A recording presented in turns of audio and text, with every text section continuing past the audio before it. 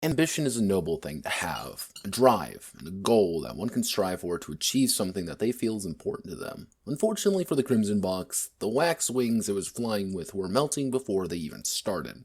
Crimson Box, or Doronai Nui, Doronai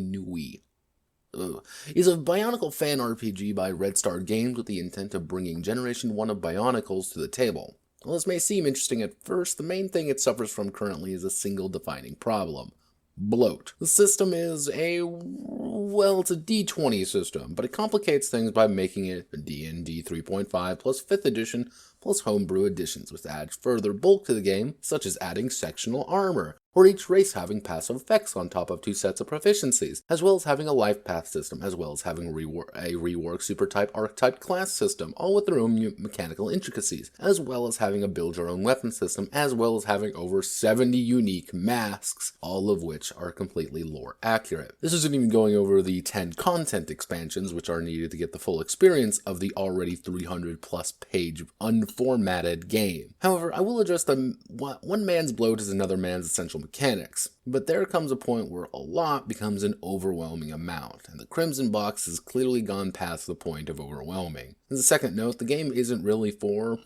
normal people. It's for fans of the Bionicle fan community who really want the nitty-gritty details and ideas presented in this book. But consulting this handy Venn diagram, one can see that a little bit more difficult to nail down than who is this for than anything, because you have to anticipate people who want the really crunchy games, as well as people who are already kind of in the know about Bionicles in a bizarre cross-section where I don't know how many people there actually are outside of the developers. Now, I've been a bit negative, but I will say this: there are parts that I actually respect in this game. The super-type archetype system is actually incredibly clever, as it allows players to multi-class without actually having to take a penalty. The attention to detail is also commendable, as that's arguably the entire point of the game, to be as faithful to Bionicle lore as possible, which it does.